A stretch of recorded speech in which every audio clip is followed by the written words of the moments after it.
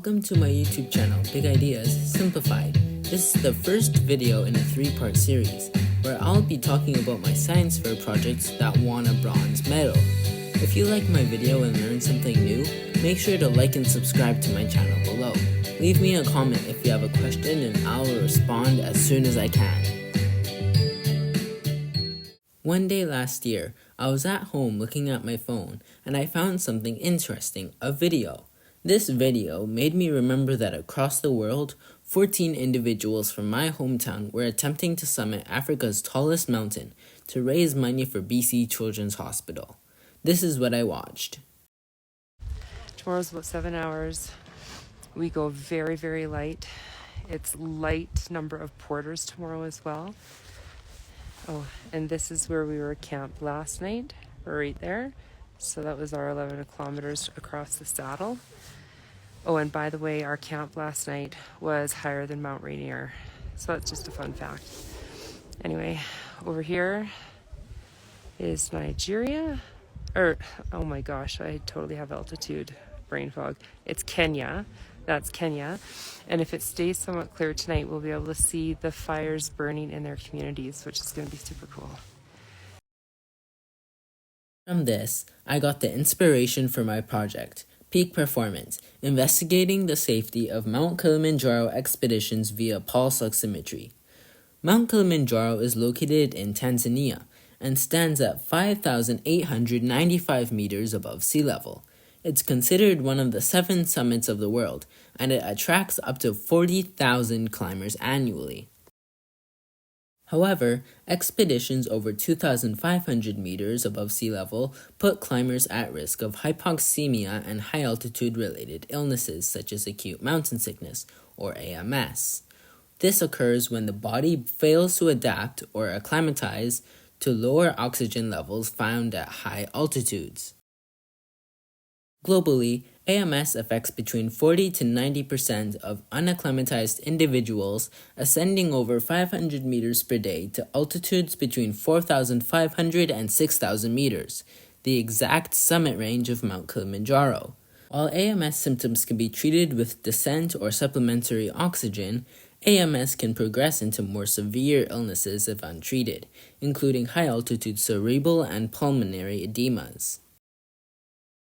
With regards to Mount Kili expeditions, studies report that only 10% of climbers have previous high-altitude experience. Additionally, travel to the start of the climb doesn't require altitude exposure. This increases the chance of getting an altitude-related illness. Oxygen saturation, also known as SpO2, refers to the percentage of hemoglobin molecules in the blood that are bound to oxygen compared to the total hemoglobin, indicating oxygen delivery to tissues. Oxygen saturation levels between 96 and 100% are considered normal, while oxygen saturation below 90% is considered hypoxemic. As altitude increases, there is a decrease in the oxygen saturation of hemoglobin in the blood. Pulse oximetry is the accepted method for measuring oxygen saturation both in hospital settings and in the field. Pulse oximeters are non-invasive devices that use spectrophotometry to measure the absorption of light by oxygenated and deoxygenated hemoglobin. In this way, pulse oximeters may offer insight to acclimatization and individuals at risk of developing AMS. Summits of Hope is a non-profit organization committed to supporting pediatric oncology research at BC Children's Hospital. Each year, Summits of Hope organizes challenging mountain expeditions to peaks worldwide, aiming to raise funds and awareness for their causes.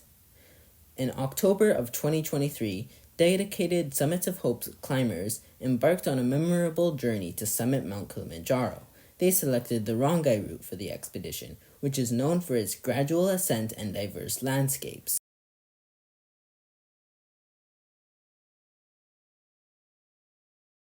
After looking online, I realized that although there is some existing research on altitude-related illnesses and high-altitude expeditions, there's still a gap in literature relating to the specific dynamics of Mount Kilimanjaro expeditions, particularly concerning the safety and acclimatization of climbers.